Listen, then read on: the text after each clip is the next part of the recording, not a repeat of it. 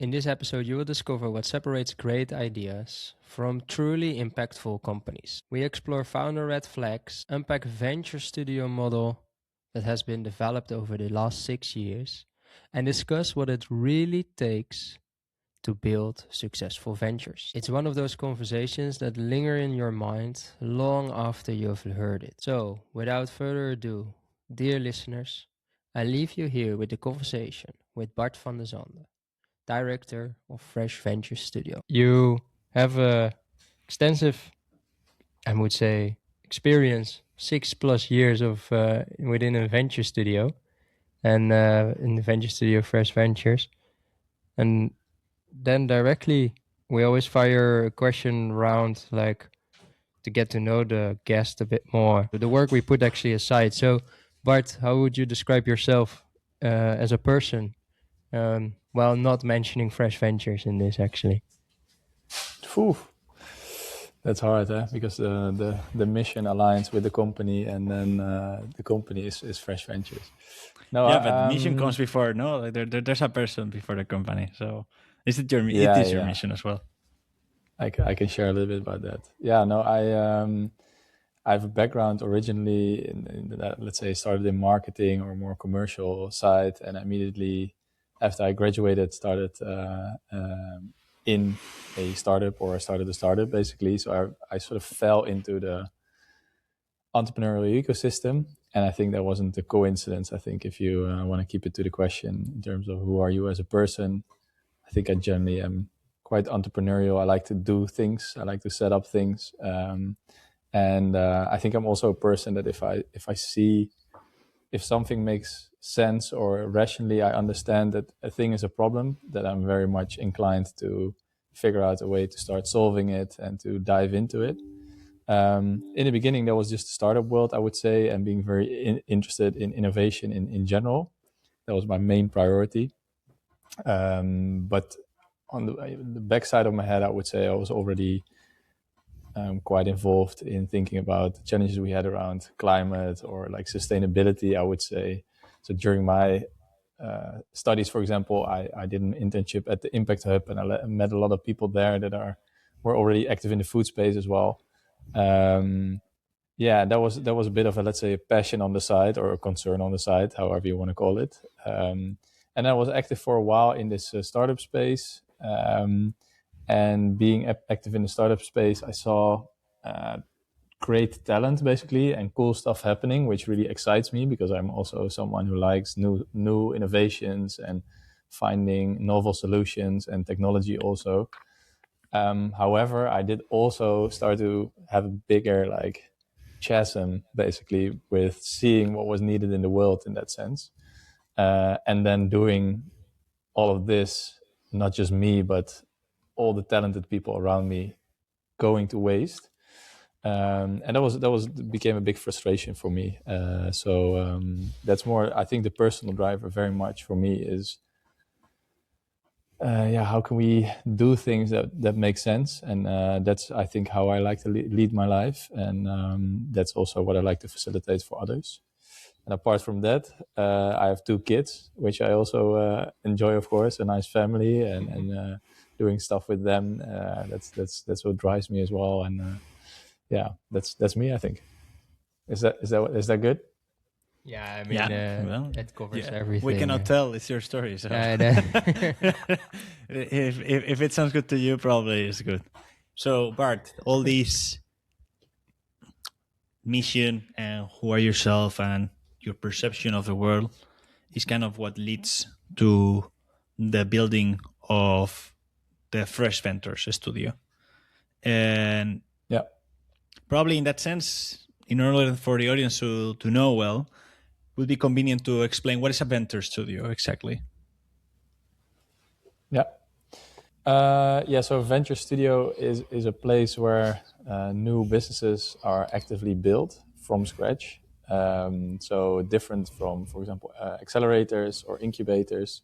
Those are often places where existing startups at the very early stage arrive and then get help in going through certain stages. As a venture studio, you start basically from zero or very, very early pre-incorporation. And through a systemized approach, you try to build organizations that have a high chance of succeeding, basically. So it's very hands-on. And then, that's what we do as well. Okay, then so this is clear for a venture studio. How does that fundamentally differ then from a VC with a venture venture studio angle, I would say? Yeah, I think the early studios, some of the early studios were built by either, let's say, operators or like entrepreneurs that were like, hey, I can do this in a structural manner and maybe scale that approach and then build multiple things at the same time. And also VCs, indeed, that saw that, we can look at what's coming in the pipeline, or we can more proactively look at, hey, we have these talented founders here and we have this thing we want to build, and we bring it together. So these hybrids exist, I would say. There are VCs that do it, but generally, and we can talk about that later maybe, especially with VCs, I think they are generally later stage, right? It's very difficult to invest resources and money at such an early stage. So the studio model is basically built on the idea that you can de-risk and that you can build things that are of high quality and highly relevant, because you start really with what is needed. But you have to be able to de-risk, or else, you cannot compete with whatever is in the later stage, which is easier to invest because you have more data, you have more insight about how the team is doing, there's traction, opposed to you have nothing basically, and it's everything is high risk. So then why then build companies instead of investing them for you? Like why then building them from the first moment? I think for us personally, if we look at the food system, there's a few drivers for us. We think it's just there's missing, right? So there's not enough. So that's why we need to build. We need to build the deal flow, and then the question is also what type of companies and what type of founders. We strongly believe that we also need, let's say, sort of a new breed of founders that really thinks from the get-go in a systemic way, really has this regenerative paradigm at the core of what they do, and also what are the challenges that we're addressing. So I think really looking at what does the system need. We are focused on transforming the food system and then proactively identifying the key challenges to create a shift, and then building those companies. I think that is what's also needed. So I think this is a gap in the ecosystem that we're trying to fill. You used some words that I really liked before. So would you say then that while accelerators or incubators have kind of more of a reactive position, the venture studios like the proactive, no, the incubator and the accelerator scouts and looks for the talent to do a certain idea, while the venture studio gets the people together and tries to convince them to bring something into life. Is it then, and then it says a comparison between reactive and proactive ways of creating companies or pushing for companies forward? Yeah, in a way, yeah. I think accelerators and also investors obviously have their thesis, right? So in that sense, they also make a selection of which is in a way proactive, like what do we want to see grow into the world. In that sense, you can be proactive, but you are dependent on what is the quality that comes in and what are they working on, right? And if there's enough, you can cherry pick and it fits proactively what you think is important. If there's not enough, it might be more difficult. And indeed, with venture builders, it is very proactively. So I think that's also a shift that has happened more and more. But when we started 5 years ago, that was a very difficult thing for people to imagine, in a way, that if there is a challenge, then it's either can the government solve it, can industry solve it? Are there any startups out there potentially solving it? No? Okay, then too bad. And nobody had in mind that what you can also do is just proactively build something in this space, which is not industry, because often industry is not, the incentive is too small for them, basically. Either the market is still too small, or it just doesn't fit them, right? It fits a startup space, and then you can proactively start it. And I think by being active at the start also, and I wonder what you think, Shako, but I think the challenge in the accelerator stage is that you have to work with what is there, right? And then you improve as much as possible, and you make marketing introductions, and you work with the teams, but there's sometimes things maybe not exactly how it should be on the deeper level. And if you start from scratch, especially on the problem level and the problem founder fit, there you can make sure it's right, and then all the other stuff you can pivot later on. I think the unique point is on the idea creation phase, right? So when you have that problem, you even within a venture studio, it goes different than when you select a startup for an accelerator program. Let's say like that. And of course, it's not all the same. So you have founders that create nice ideas but never were challenged at the beginning of the phase. That is something that a venture studio is more plus at. So they can challenge that idea already earlier on from different angles, different perspectives. I think that is that's a plus. Yeah. And I also think it's complementary, right? It's sort of an innovation ecosystem in that sense. Yeah, exactly. And VCs sit at a certain stage for certain types of companies, and we do need accelerators and incubators, and we need venture builders. So we have, I think, 1 or 2 teams that started with us, and after they went through, born basically at Fresh, they went through the Start Live Accelerator as well to push them to the next phase as well. So I think that's a healthy. Then we have a healthy ecosystem basically. Yeah, and that is also what happens. Yeah. No, what I'm seeing is that it really helps to build like a flow in the innovation that makes a lot of sense, in the sense of you have like the idea stage, and that's where maybe the mentor studio works more, and then the accelerator who helps you to go to the next stage. And then for the ones that desire that way, there are other financial backup investing that they can use in order to move even to a farther stage. So I completely see how each of them have a role in the creation of innovation. Would you say that because precisely venture studio works in a very initial stage in which like the stakes are very low, it has a lower risk when it comes to bringing new ideas, or would you say maybe it's a different kind of risk?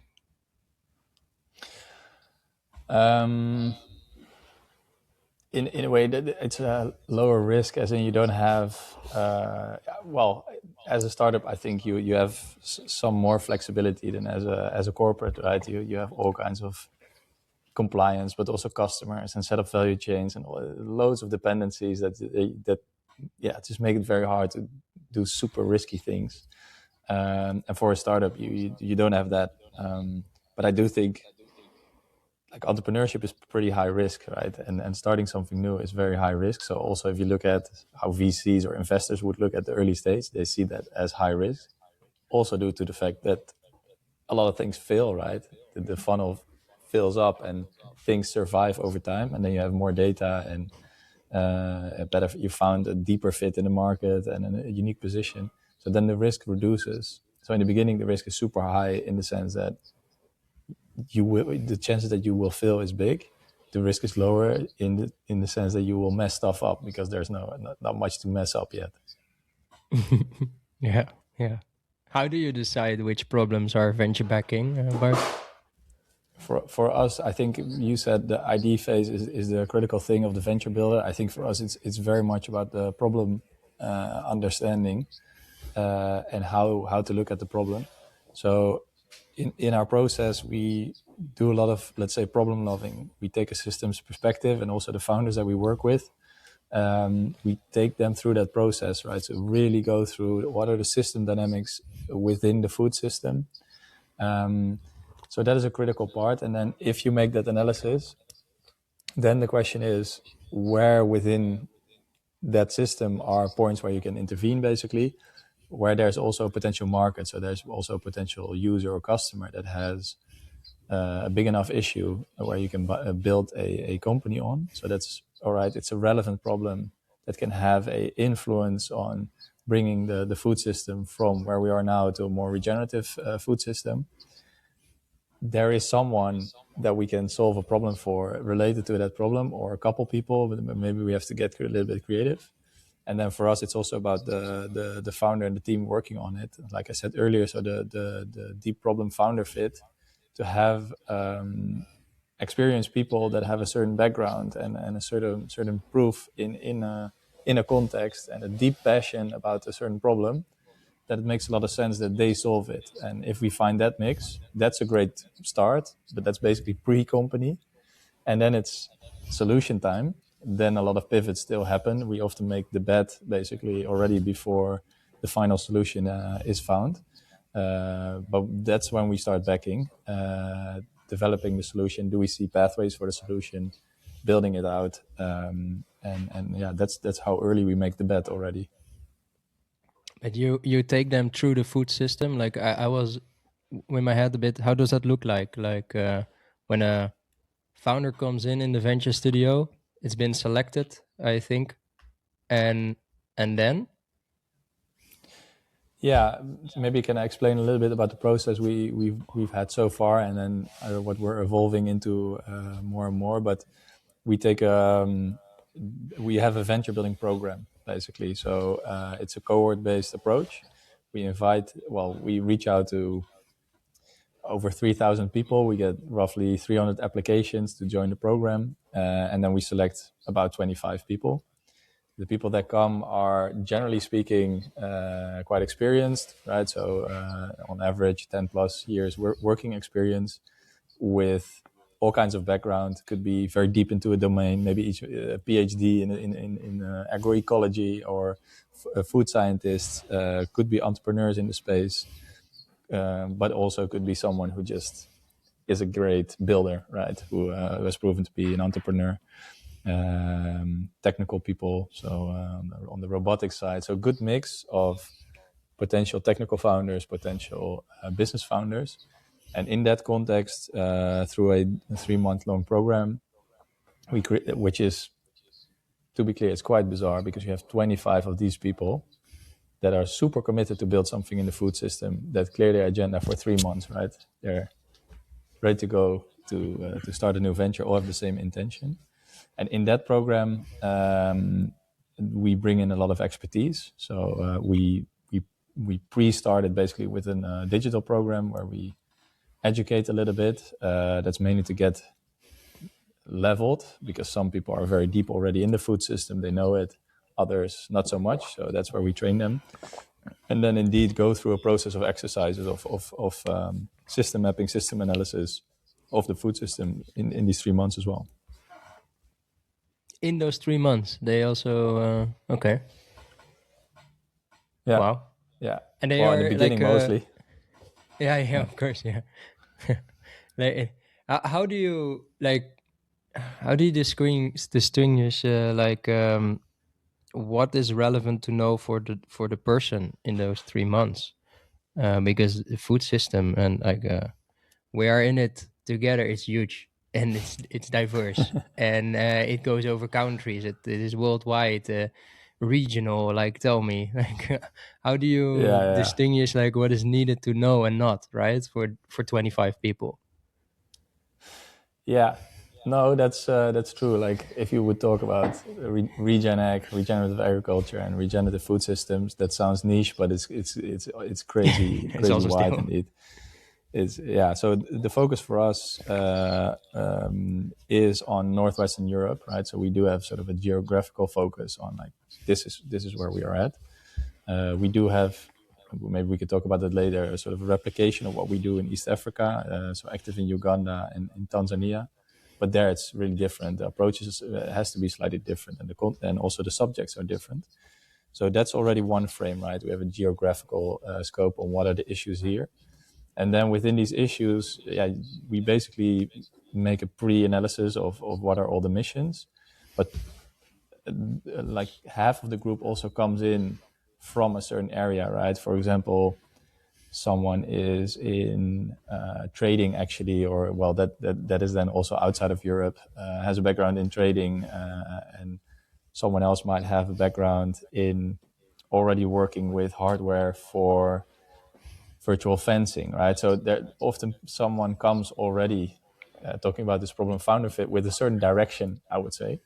So pretty early on, we let people, we force people, I would say, to pick at least a realm in the kingdom of the food system, you could say, where they focus. And sometimes there are shifts, but scoping that out is a big part of the first 2-3 weeks, 2 weeks even, because then you can accelerate. And then sometimes people backtrack and get into another area. But this is generally what happens. And I think also we've improved a lot in identifying more and more quickly where the sort of this overlap is between their background and what needs to happen in the food system, so we can coach and get them there quickly as well. When it comes to trying to identify the problems and what you were mentioning of people belonging to you kind of force them to choose a realm, knowing which they need to focus a problem.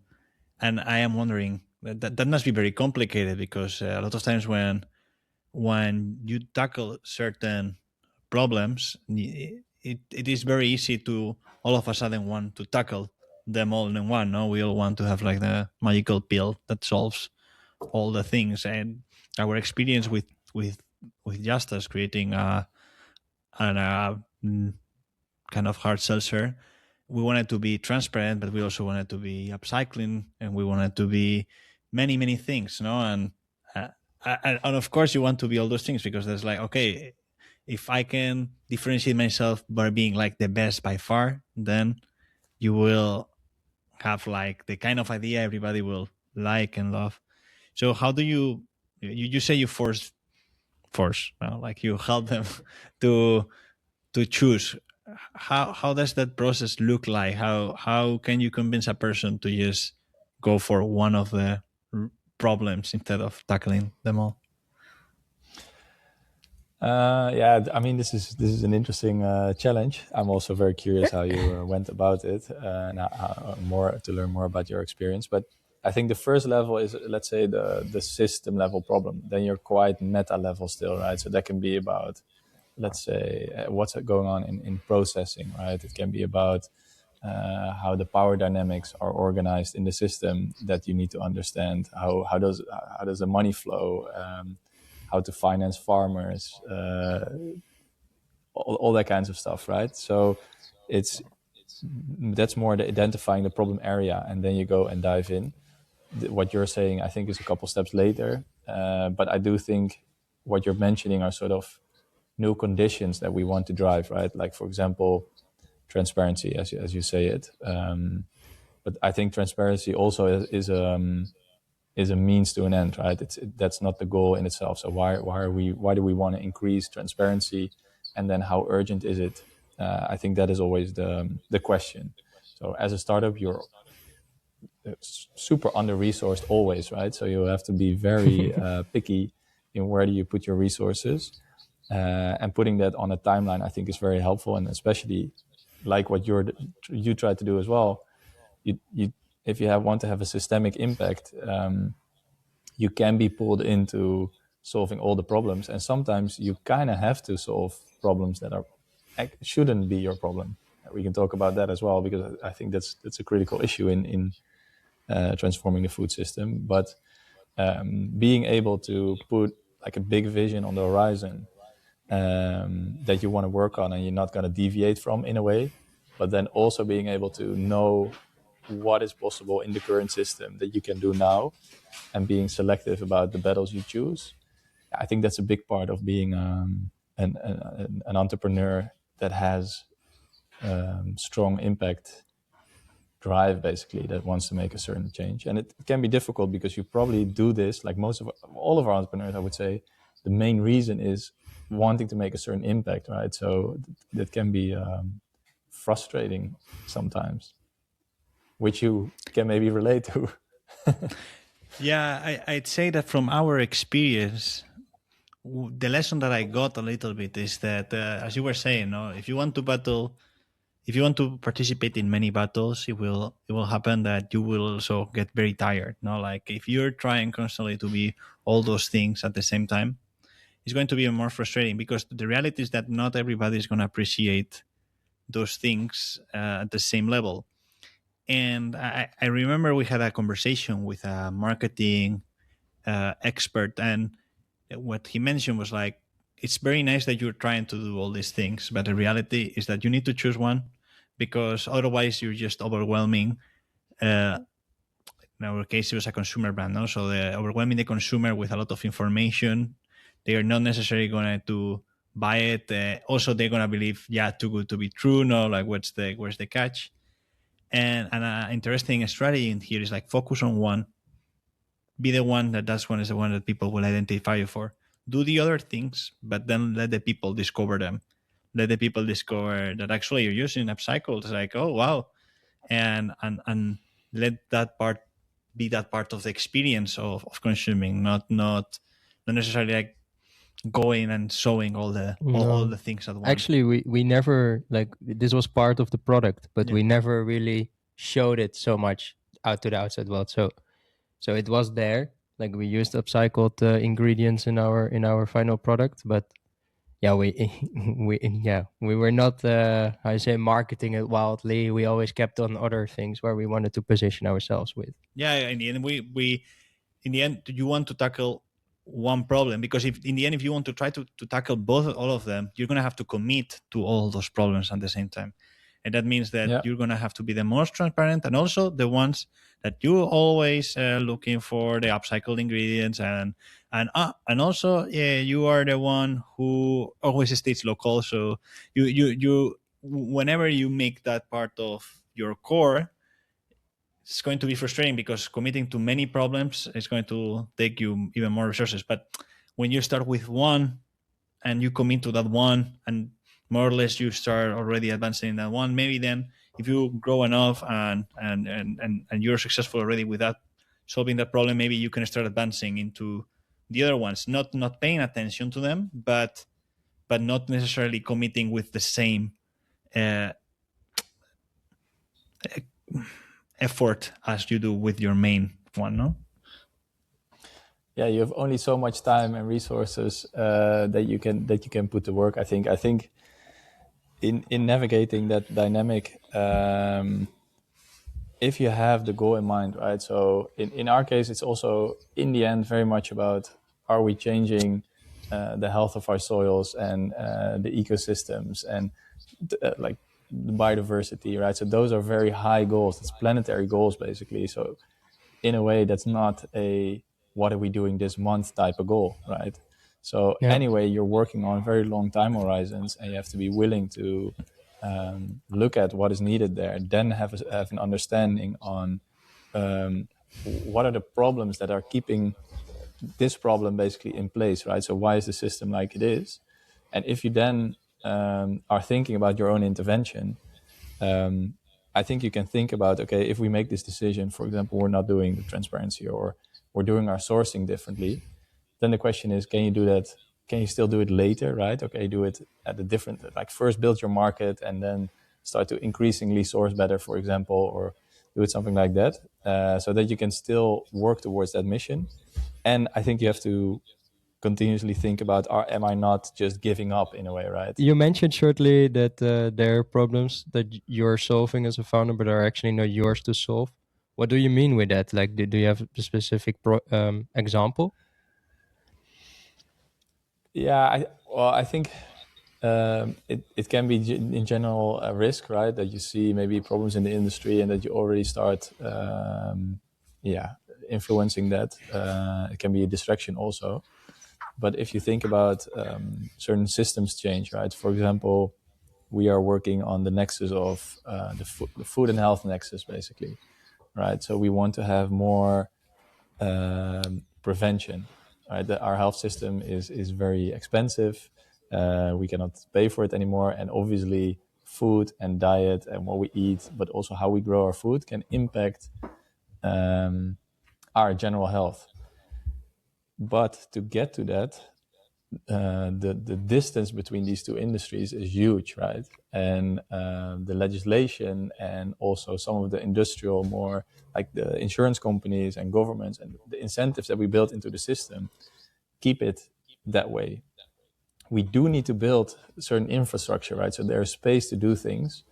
But while you're doing that, you need to educate so much of the rest of the system, so many stakeholders, from investors to the insurance companies, and so basically you're campaigning also, you're advocating, and I think we underestimate for the businesses that are really at the forefront of trying to build a new food system. They often have to do so much extra to push everyone along, which you shouldn't do. Like ideally, entrepreneurs are not doing it, but yeah, they're also effective at it because everybody looks at them, right? And there's a certain appeal to people that are actually trying to solve a system. But that is a difficult one, and I think we should resource that better as well. So I think these enabling conditions are often not looked at when entrepreneurs are funded. So they get funding for the direct output, the business case, but not for all the additional work. So for the ones that are operating in that space, they should be having a little bit extra, maybe grant money to do all of that work as well. Yeah, because I'm wondering, like, can you make that tangible for an investor, right? Like, how can you make it so tangible? Yeah, and then whether then you have grants or where you can get some money from, but well, it will be like I see it completely, especially when you are trying to change a system and a front fighter. I mean, incremental changes also need to do these things, but like radical ones that are over a whole system, they have that also, that educational part with different stakeholders that they have to met. I'm curious, like you have been thinking about this along, probably, Bart, but how can you think of what do you think is needed to allocate resources to this? Like you said, grants, but is there something else that can help with this? Yeah, well, I think we can play a role there. Even if I say we, maybe it's even us as a studio, but also organizations like Start Life in a way does it, right? Creating ecosystems already. I think that's part of it as well, right? So the enabling organizations need to be funded, but also enabling conditions that are sort of driven towards this new food system, right? So I think that can help. If you talk about funding, we can go into that direction as well, right? So if we are looking at a different food system, then the existing finance structure is not always fit what is needed. So if you look at the food system, especially, it has such a different pace than, well, software for sure, right? But many other industries don't have seasonality, for example, as a big issue. It's such a weird industry basically to invest in general, I think. And the VCs, particularly, I fully get, they have a certain model, right? You have to invest and you have to make an X amount of returns. So that's also just a business model that has to work.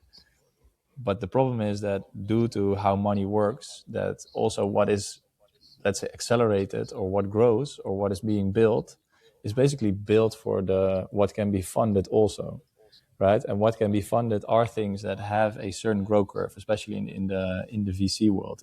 So it's a certain profile of company that we are basically biased towards, you could say, which we also need. It's not that we don't need it, but there's also a whole bunch of other companies that we need that will develop different infrastructure, for example, that have a different profile and maybe longer returns, or return timelines, or it's just a different way to look at it. And I think that's difficult for some VCs. So I think often like family offices are now leading the way because they can be a little bit more flexible and they can have a different time horizon. But there is a challenge there. And I mean, that's also buzzing, I would say. I don't know when this is going to be on air, but beginning of March in Brussels, there's a regenerative food system investment forum, RFSI. Maybe you'll be there. and you see that there's growing interest, and like, okay, also how the money is deployed will influence how this food system is evolving. Of course, we have the big EU subsidies also, right? I mean, the money flow is one of the things that have to change along the Change rest as actually. well.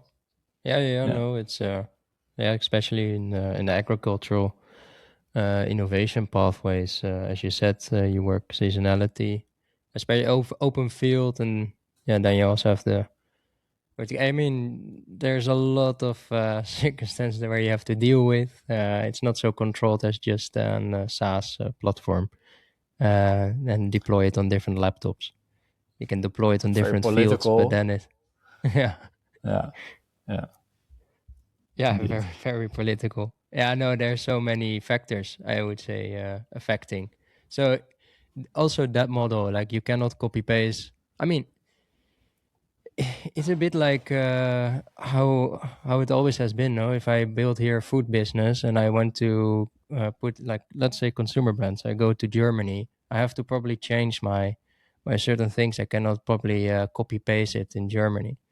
I know that for food products, it's even changed as well. Like some ingredients are different because consumers want to have a bit like a brighter color or something. I don't know.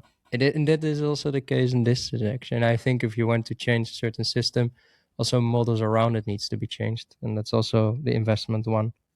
Regarding one is what you have more under control is your co-founder selection. And we pinpointed a bit on, but what I would like to know is like what it could be a biggest red flag in a founder.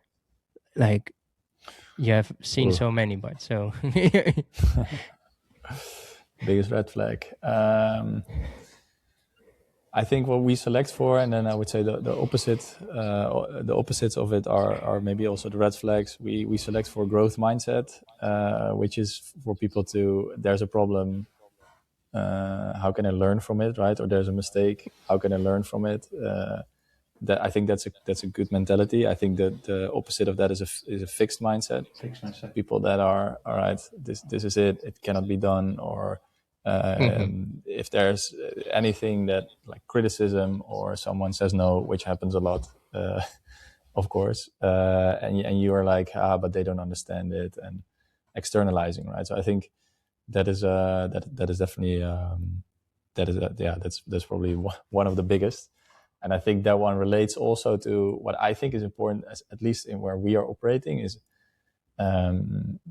like burning relationships too much, right? Being too extractive with your relationships. I think the good entrepreneurs that we work with are very good at whatever happens, the relationship is good, which creates sort of oil stain is not very sustainable example, but it helps really build good businesses. So that's another one. Apart from all the skills you need, right?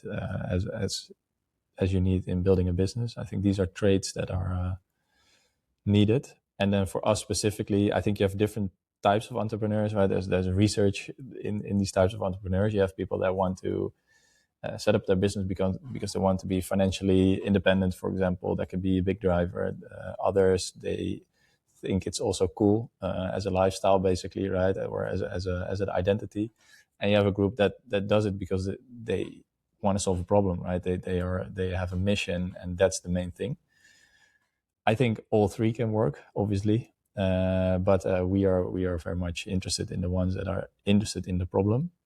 And the reason for that, maybe I wouldn't say that's maybe not a red flag, is also if you're in love with the problem and the solution you're building, maybe even for 2 years, right, or a year, you're building your technology, but it is not solving that problem, then it's okay to pivot. And I think that's so often the problem, right? If you're in love with a solution, for example, or a technology, and you need to pivot, yeah, that's impossible then, because that's basically the core of who you became and what you do. Whereas if it's the problem and it's like, oh, it doesn't work, fine, right? Yes.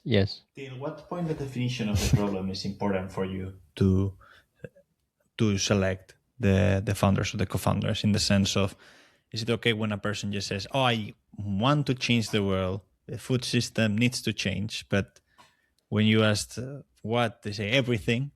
Uh, or are you looking for actually people that has it a little bit more focused into, I don't know.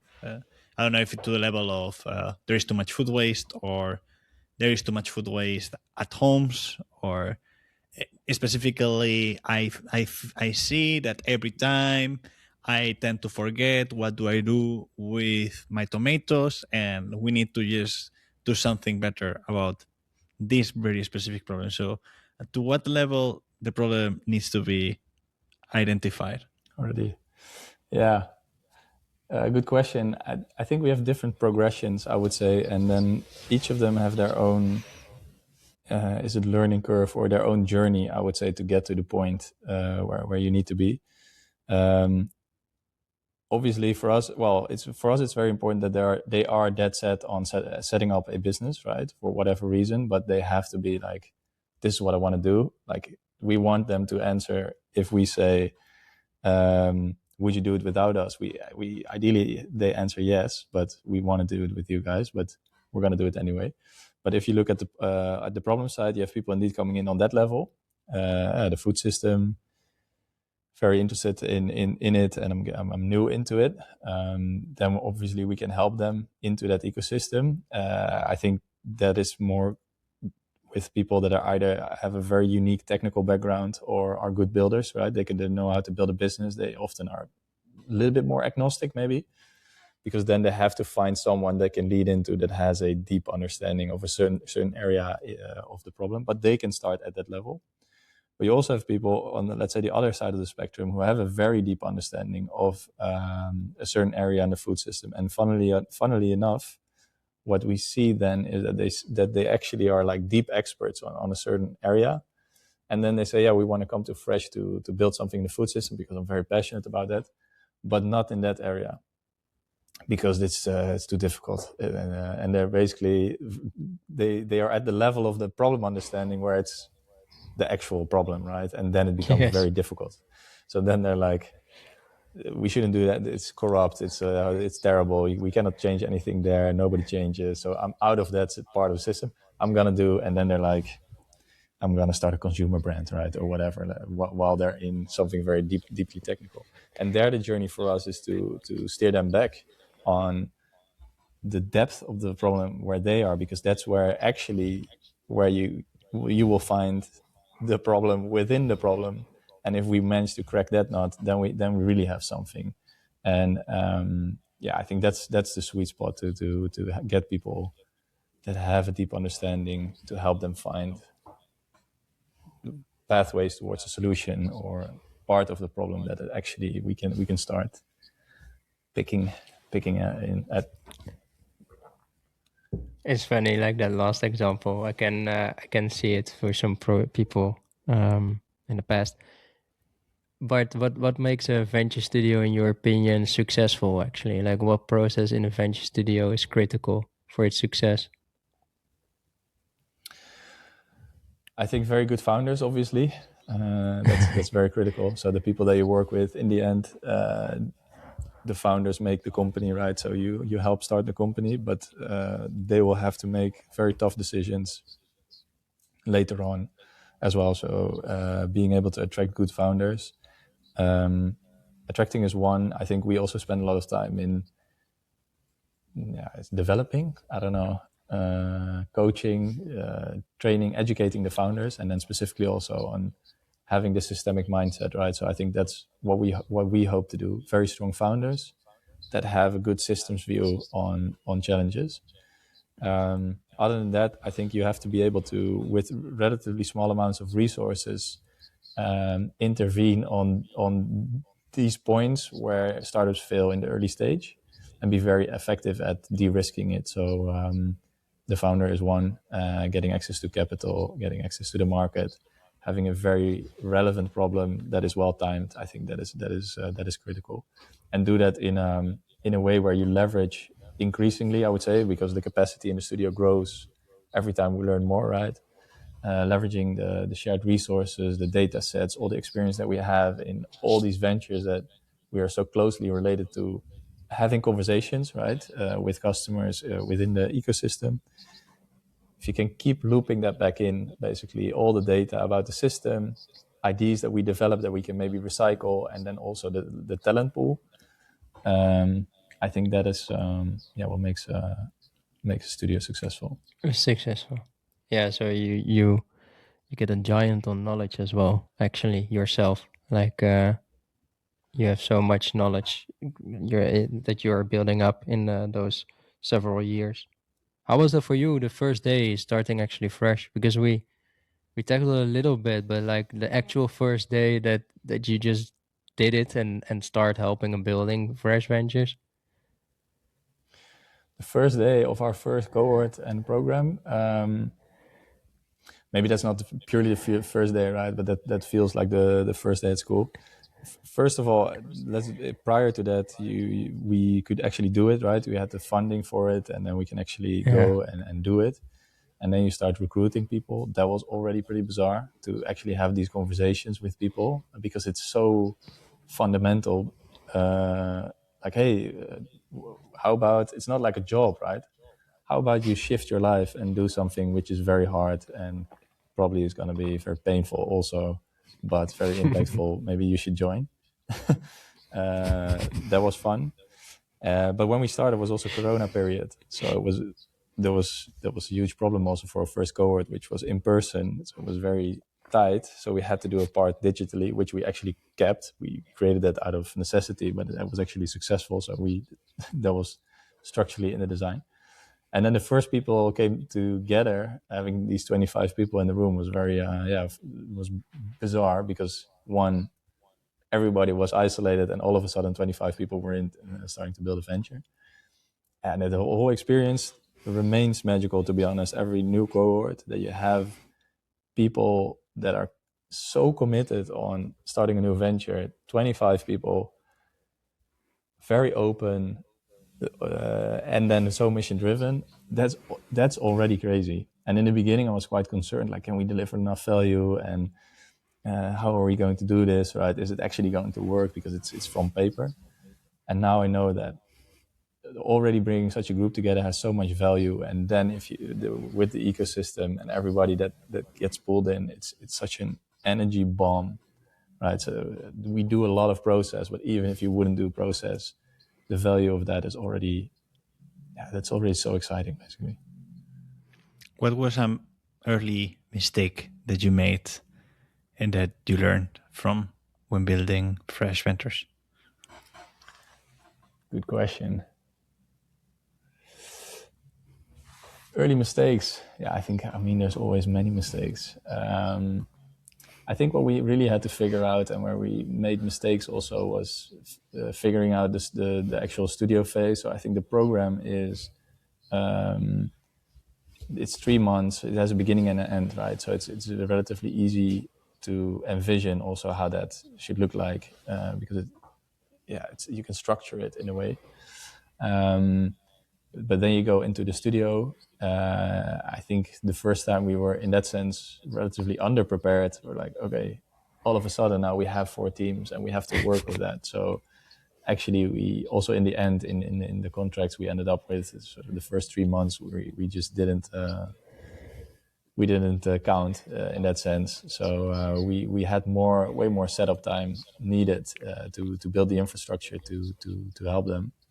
And I think that was probably a mistake. And in that process, you also make decisions maybe around. For example, we had a team that we didn't pick due to some reasons, and now I feel like we should have maybe kept them on the studio. So like investors not doing the deal, right? That's always a mistake. You will always forget. You never forget, basically. Probably there have been now like several startups and projects that have gone through this venture studio. When you look into the ones that have succeeded and the ones who later didn't, where do you see that were the factors to become one or the other?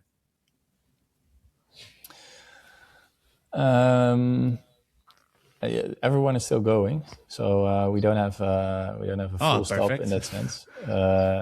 In that sense, so but yeah, I think there's nuance to that in terms of what you would define as success, also, right? So I think the ones, for example, one of the metrics could be who are the ones that got the most funding, right? So who are the most well funded.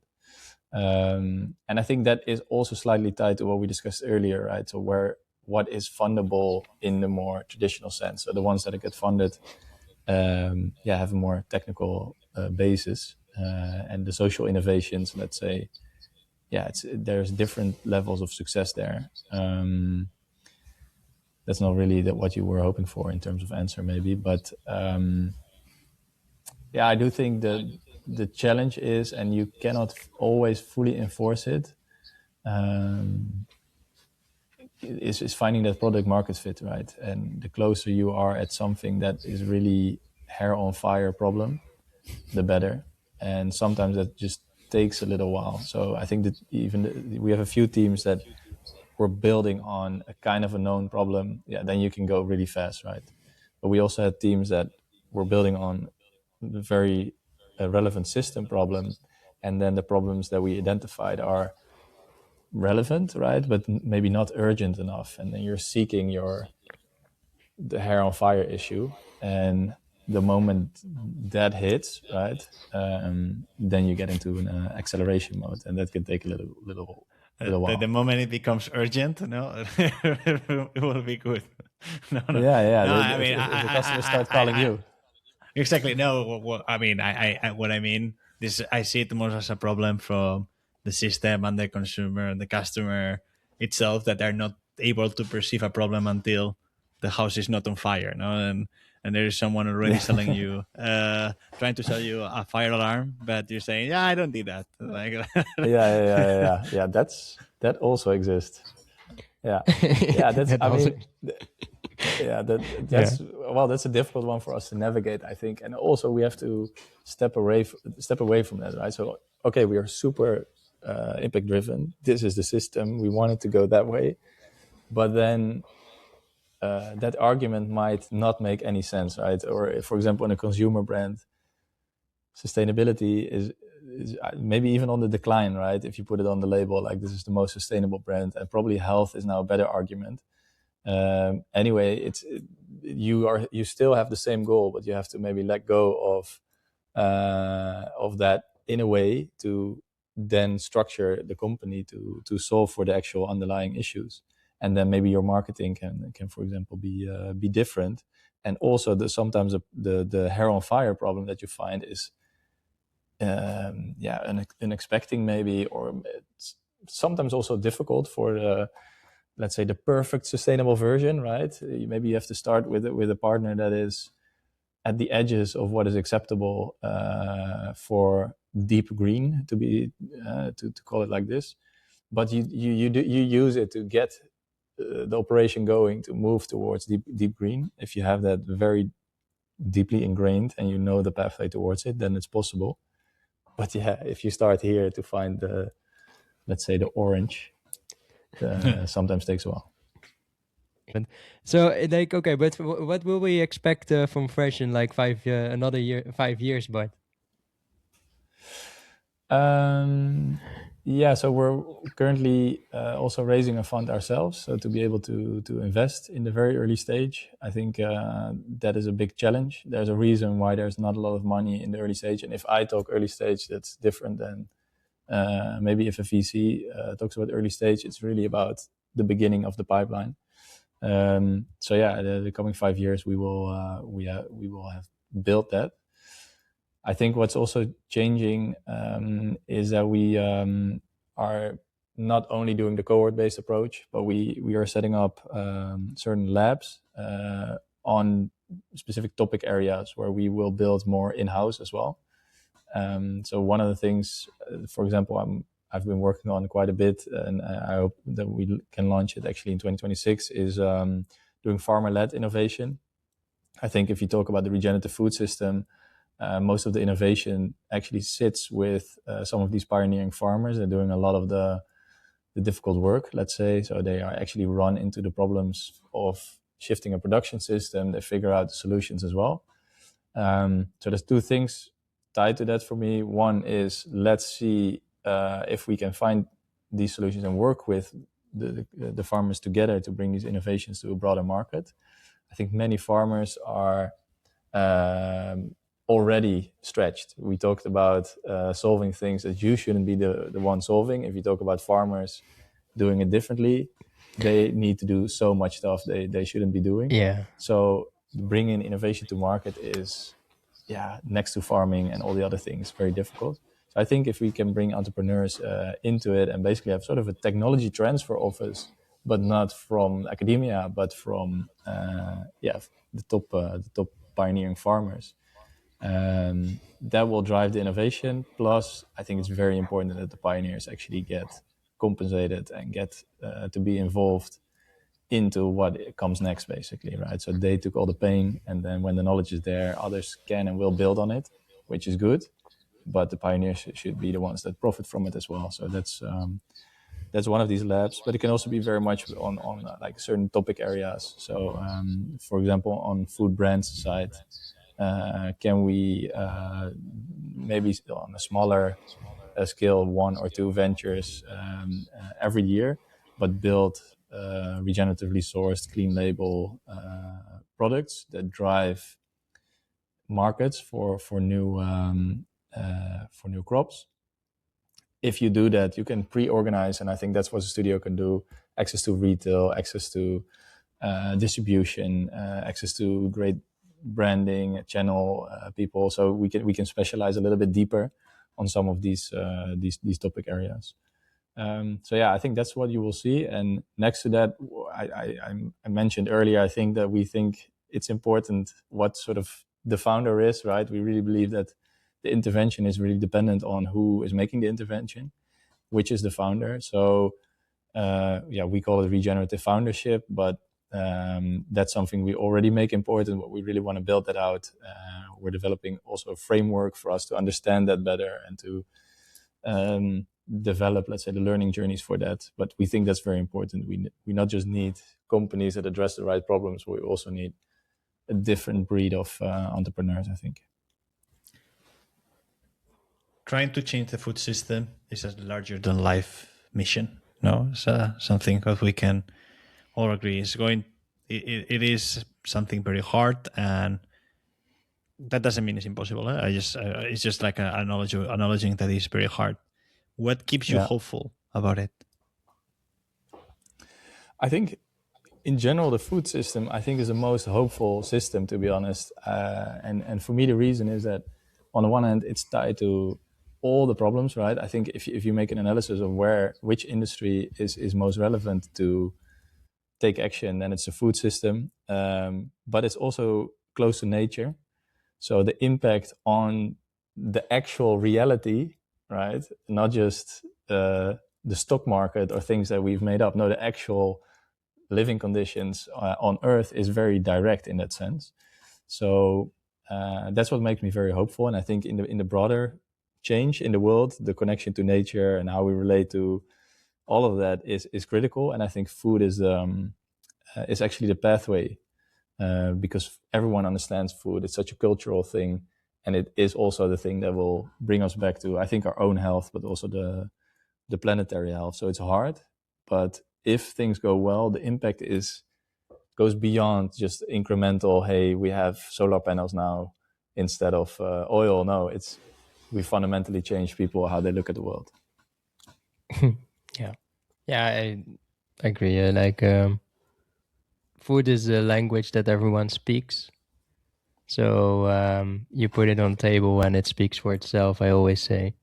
And you look at cultures, the first things they do is sharing food. So that is beautiful. And I think it is such a powerful, what do you say, product on itself.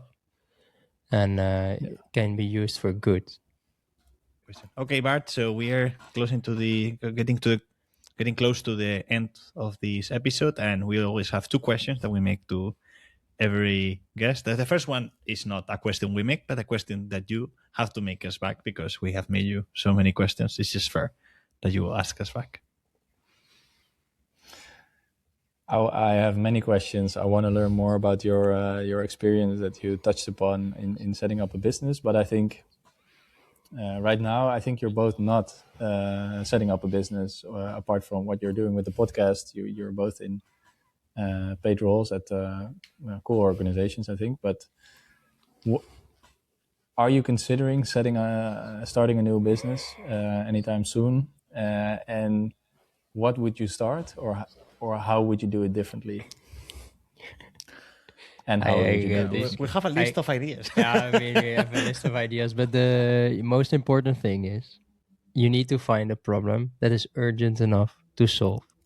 And that is something, I've been learning also with the startup from the first hand, but also at the accelerator, at Start Live, etc. So I have currently nothing found yet that is so urgent that I'm like, okay, here I can step in. Here's a pain point to solve and a problem, and no venture. We have a lot of ideas because we always spit ideas. That will always happen, I think, and challenge each other, which I like. And but like nothing set in stone. You? I agree with you. Or I you also surprise don't have, me now. I don't have like an idea, like a problem that I say, yeah, this is very urgent, and I don't see anybody. Otherwise, keep it for yourself after the podcast. Taking steps moving into this. What I believe is that if I had to start a business right now, I guess I could be convinced or wise bet. I am very interested in the consumer brand aspect. I maybe because also of my academical background, the fact that I had experience doing that during the masters, etc. But for certain time, I was always a person that didn't think like I thought that the brands were harming more than doing good in the food industry. And with time and with conversations, I have realized that actually brands have the power to precisely do the opposite in well articulated brands and with a honest mission and with operational scheme are actually very beneficial, and what in the end will have a major impact, because it's in the end consumers the ones who will most of the times shape how the food system looks like. Like every time that you buy or you purchase something in the market or in the supermarket, you're kind of putting a vote into what kind of food system you want to have. We are all investors, that we said, and that is why I believe that consumer brands are a nice way. I also it comes more from my background and the things I'm close to than the fact that I don't think that the other things are also powerful. Gonna put that on my CV. Investor for 28 years.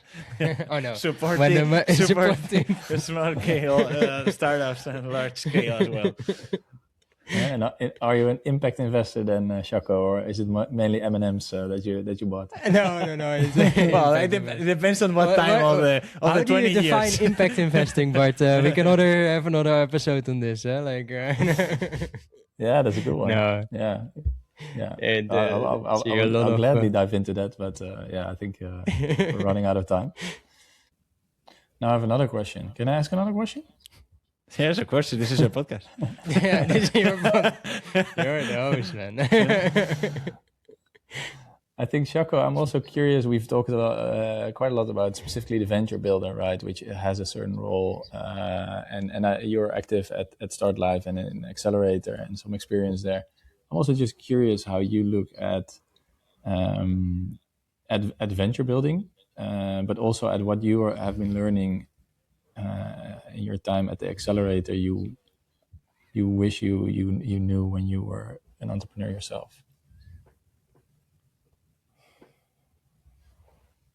I wish I would knew when I was an entrepreneur myself. It's a good question. What have been learning? Okay, so the first one Well, let me maybe the last one actually. Then, so what I didn't learn from, and that is actually like I think that is also what the venture studio, as you said, bring. But when in that accelerator, I got really happy by seeing, and also I think all the founders really appreciate that there's like a cohort coming together from different profiles, but at the same stage, like so they can talk and help each other on and all kind of challenges that they're also currently facing. Because one of the things what founders have, they're so ad hoc, like like you have now this problem and now it needs to be solving, because I cannot wait another 2 months to be solved, that this problem is going to be solved. So when that group at the beginning gets together, or at any moment that you have several like the same stage founders together, yeah, I mean that is it's great. I mean that is needed. So that, because yeah, you can have mentors and you can have access to all these people, but if you are experiencing yourself, not like being a founder is really like you you really wake up with the whole list. Okay, I had a to-do list, but during the day you hopefully have done some of them.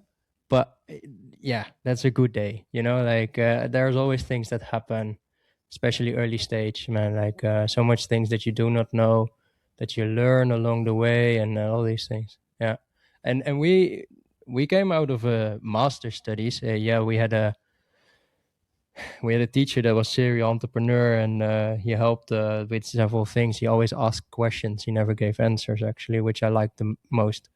And at that moment not, but afterwards I was like, okay, I understand completely why he's doing this all the time. And but we never had this a group of peers, let's say it like that. And that can help a lot. Yeah, and in the Accelerate program, if you good programs run, that it's all around ecosystems that you're building and helping each other. So it's also the peers is one of them. I think it's the ecosystem that helps, that elevates it further. And the first one, what was that? Yeah, it was about the venture builder perspective, but I think you already integrated it, right? I think, that's interesting what you're saying about having peers. And the second question was, what did you wish you knew, right? Yeah, well, I knew. Maybe it's also for Andres, never, right? For both. Honestly, I never knew. Yeah, you can answer it, but I never knew about an accelerator or venture studio at the beginning. No. So no accelerators, but I also didn't think that would be something. I thought in that moment I thought that when was I did not my something masters for us.